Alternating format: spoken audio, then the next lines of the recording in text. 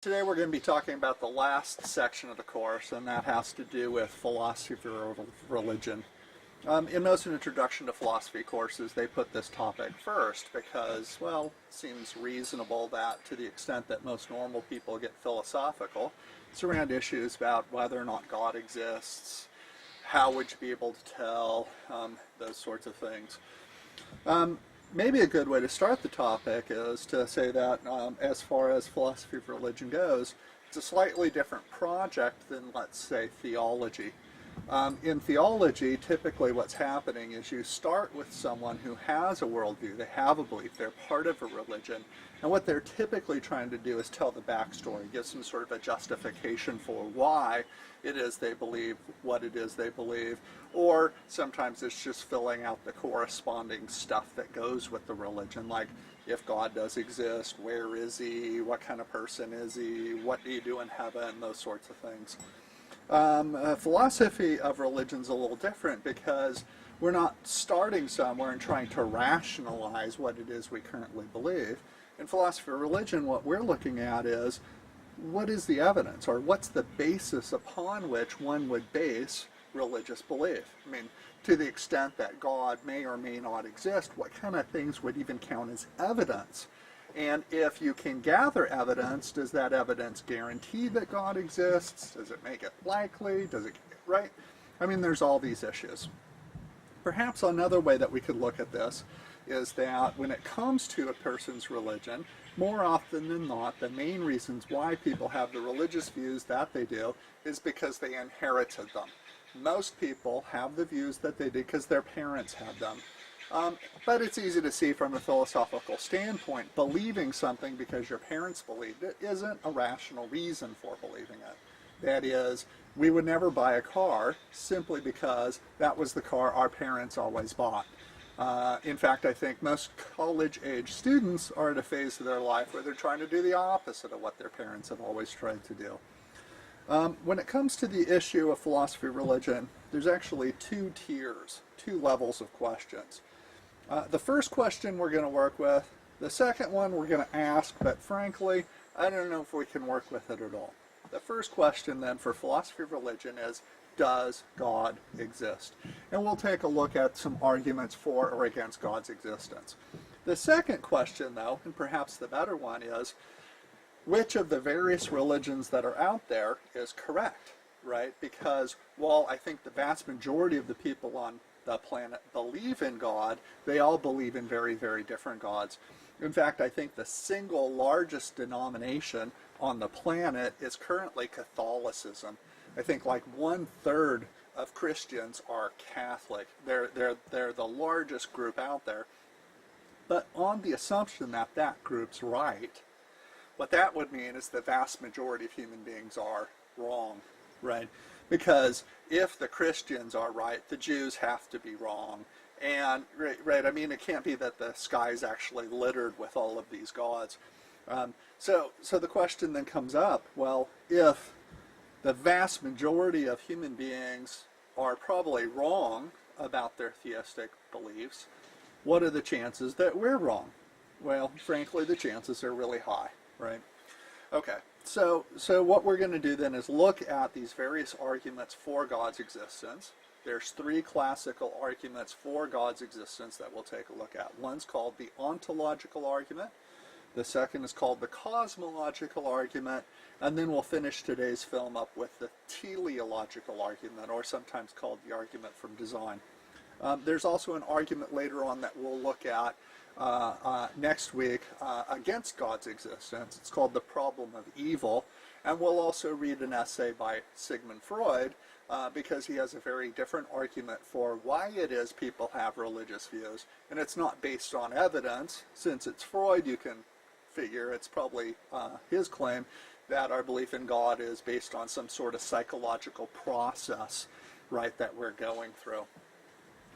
Once we go through these classical arguments, and we have readings for the class that I want you to take a look at that go with each of these arguments, we'll then ask again the next question, even if we were to buy one of these arguments for God's existence, does it get any closer to, let's say, Buddhism over Christianity, or as one rather cynical group out there has proposed.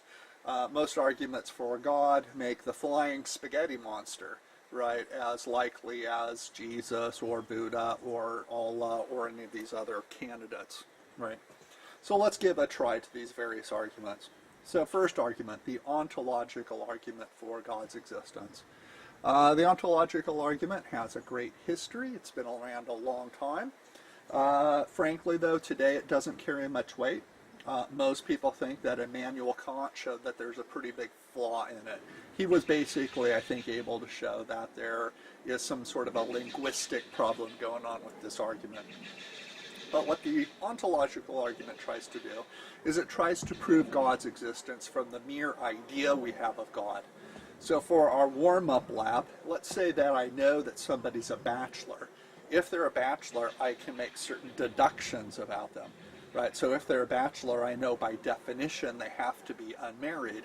So in a similar way, the ontological argument tries to prove God's existence from the mere idea we have of God. So the version of the ontological argument we're going to look at comes from a 12th century theologian named St. Anselm. And St. Anselm starts his argument by saying that there's actually two different kinds of existence. Well, I'm going to call one of them existence I and the other existence O. So existence I means that something has existence as an idea, right? So Sherlock Holmes has existence I. He exists as an I, as do unicorns, right? As does this chair, right? I have an idea of a chair, right? Existence O means that the thing actually has existence as a real object in the world. So the planet Pluto had existence, well, it's no longer planet, the planetoid Pluto has existence O, even though up until this century it didn't have, or this past century it didn't have existence I, right? And what Anselm tries to show is that the one kind of existence does not entail the other. Just because I have an idea of something, it doesn't necessarily mean that thing exists. I have an idea of unicorns, but it doesn't follow from that they have existence O. Likewise, things can have existence O, but nobody's actually discovered them yet, right? So that they don't necessarily have to have existence I. Things don't have to be known in order to really exist, right? Some objects have both. Right, so my car has existence I and it has existence O. I have an idea of where I left it parked, and it's actually out there where I left it parked.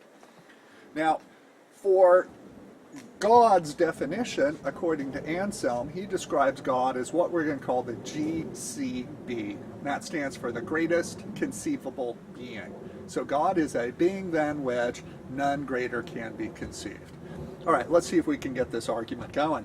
Let's say I'm hiring people and I'm actually doing a search for the GCB. And we'll say my first candidate for the GCB is Mary, right? And I'm going through Mary's qualifications and I notice that Mary holds a couple of false beliefs. And I ask the question then, is Mary the GCB? Is she the greatest conceivable being? And obviously no. And I think the way we run the argument is this way. We say, well, I can imagine a being just like Mary that knows those things, and that person would be greater, so Mary's not the greatest, right? Okay, from that, interestingly, we can deduce a necessary attribute of the GCB. By definition, right, the GCB would have to be all-knowing. Any being that you conceived of lacking knowledge, well, that's not the greatest because you conceive something greater. Seem easy? Let's test for understanding here. Let's say my next candidate for the GCB is this guy, John. He comes in, turns out John's actually all-knowing, right? But when I look through his set of qualification, I notice that John lacks, we'll say, two powers. There's two things John can't do. So I can ask the same question, is John the GCB? Is he the greatest conceivable being? And again, clearly not, because I can conceive of a being just like John that can do those two things, and that being would be greater. So lo and behold, I get my conclusion again, that the GCB must not only be all-knowing, the GCB would have to be all-powerful. Okay, let's say my third candidate is this fictitious creature. We'll call him Superman. He's a DC comic hero that no one's heard of. No one's heard of him because he's a comic book hero that's all powerful and all knowing. Well, we never heard about him because we'll say his comics never made it to press, right? Because who wants to read about a superhero that's all powerful and all knowing? They don't have any villains. They don't have interesting fights. In fact, if they're all knowing, they can see problems before they come and solve them, right? So the Super Superman then is all knowing and all powerful, but it turns out since he's a comic book hero, Super Superman lacks existence O.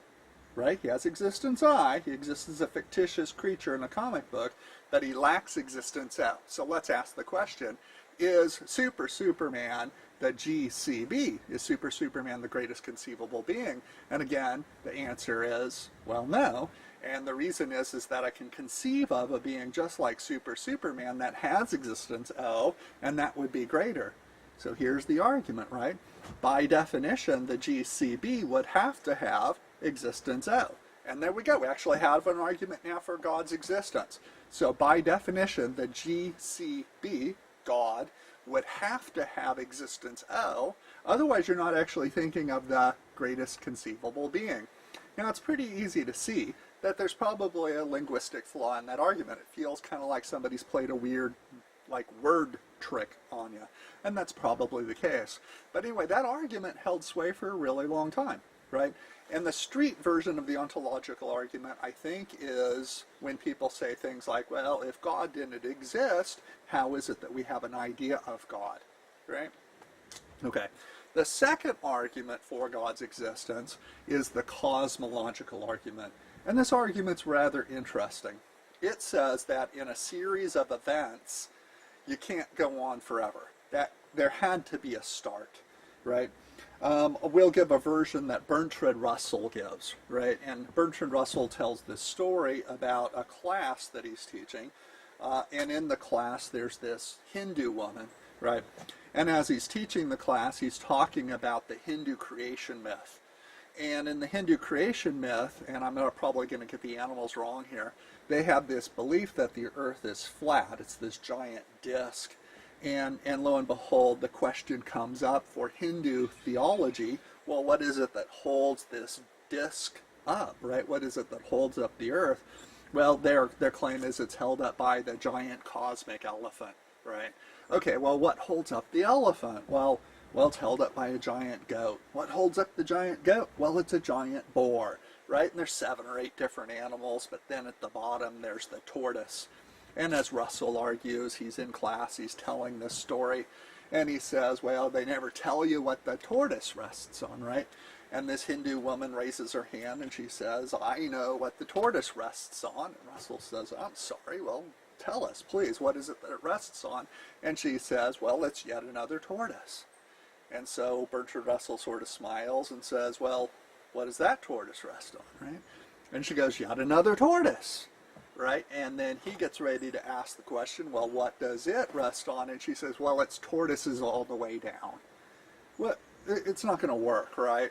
So this is the idea of an infinite regress of causes. In philosophy, we just don't like them, right? They just don't seem to fit very well. We could probably construct some good arguments to show it, but it tries to argue, right? This cosmological argument tries to show you that in a sequence of events, right, that at some point there had to be a beginning.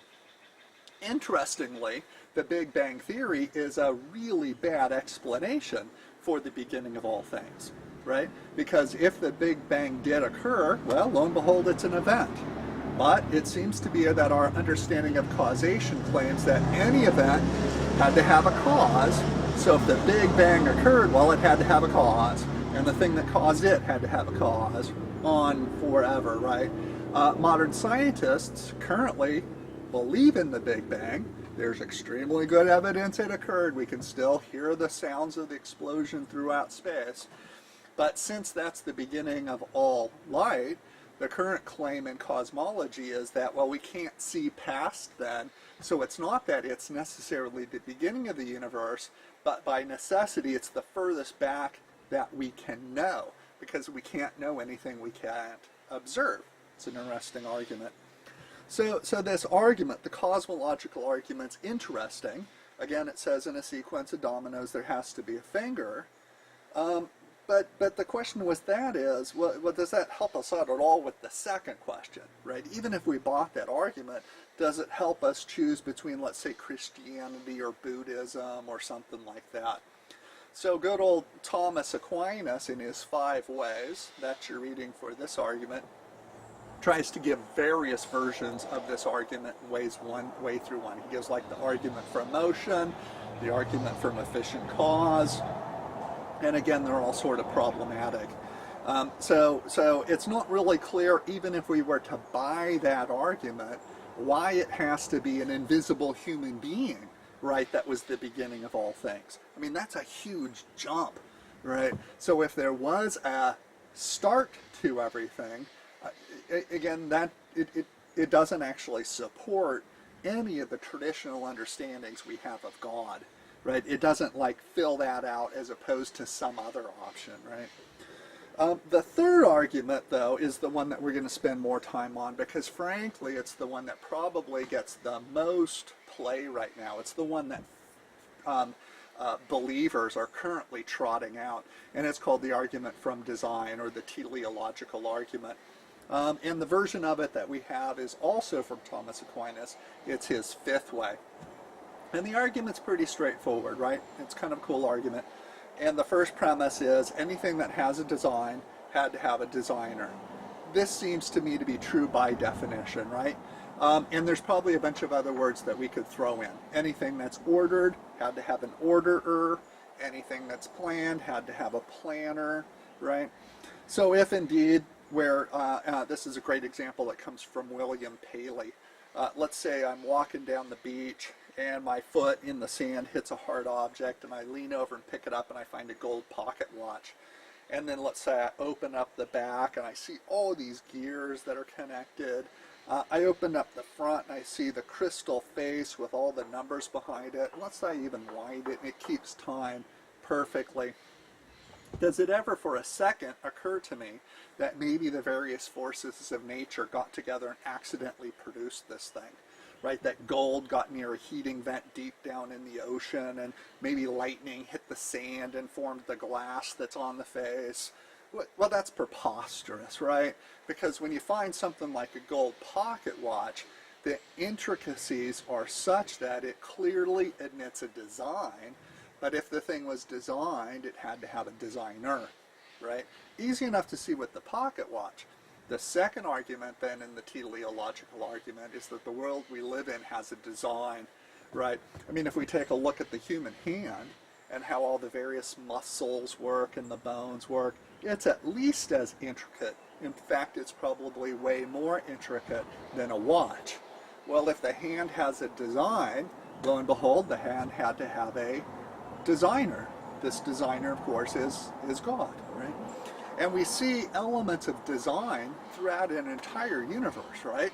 The 17th century philosophers, people like Descartes, Newton, and others, were very animated by the teleological argument because as they were starting to study the world that they were in, they noticed an extremely high level of order, both when it came to really large objects and also to really small objects.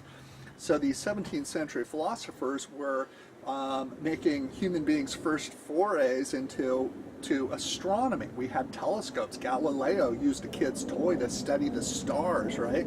And it was amazing to people like Galileo and others that mathematical principles totally described how planets moved. It was as though there was this order in the universe that could be described with math. Well, if there's an order in the universe, there had to be somebody who ordered it, right? Not only did we see this order when it came to planets and our place in the solar system, these folks also noticed this order and structure when it came to chemicals, right? Because a lot of these guys were at first really interested in alchemy, but in like trying to turn things into gold, they discovered all these chemical principles, the basis for modern chemistry. They discovered the frickin' periodic table, and if you've taken a look at the periodic table lately, nothing random about that, right? That thing's amazingly well ordered. It's amazingly well structured. So it appeared to these people as though the universe was designed according to mathematical principles, right? Mathematical principles that could be discovered, written down, and God became the great, like, geometer. God created the universe with mathematics and then sort of left, and after that we could study all those mathematical principles, and lo and behold, we could use those mathematical principles in building our own things like buildings and roads and aqueducts. Pretty cool stuff, right? Okay, so we have that teleological argument. Anything that has a design had to have a designer. The earth that we live in seems to have a design, therefore it had to have a designer. So in the next film, what we'll do is we'll take a look at Darwin's response to this, because he, of course, hears this argument and doesn't buy it for a second. But we can, before we get to Darwin's response to it, we can take a look at a couple problems. The first problem with the argument from design is these, right?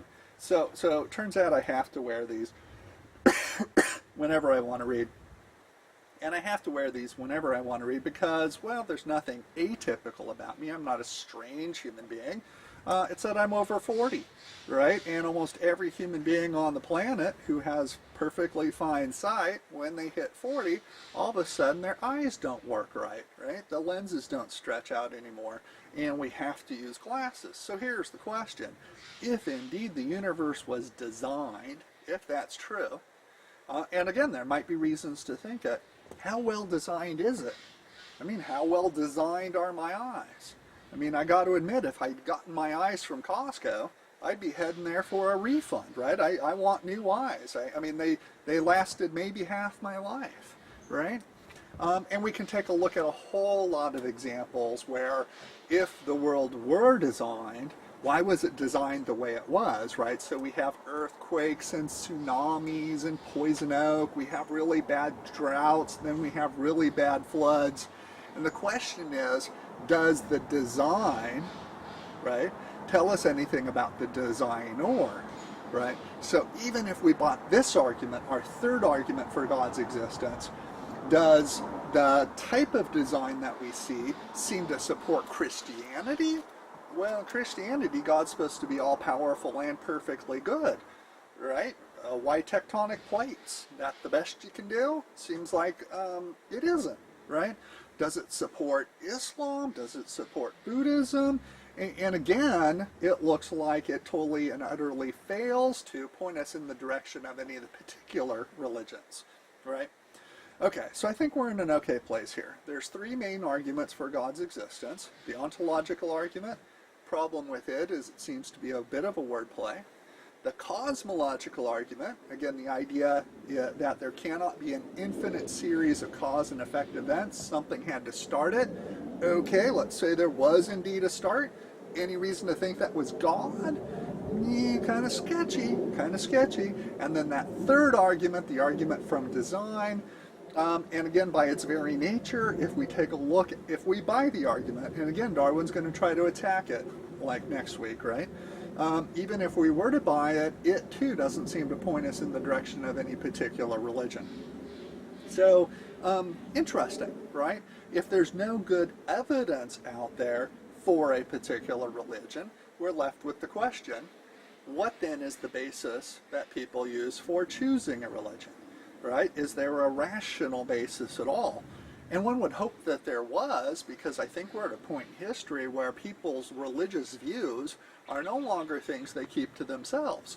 For example, in most American elections, when people vote, if they happen to be religious, they typically use their religious views as a basis, right, for how they vote. So this is no longer some sort of question that's entirely private.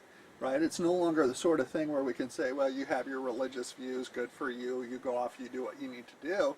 People are using their religious views as a basis for how they do decision theory, right? How they come to conclusions. So it looks like that at this point we ought to know, well, what's the evidence? What's the basis for it? Cool, so take a look at those three articles. See if you can use the information from today's video to help you with those quizzes. And then next week what we'll do is we'll look at two main things. We'll look at Darwin's response to, again, that teleological argument. And then we're going to read Freud because he has a rather interesting view of the nature of religion.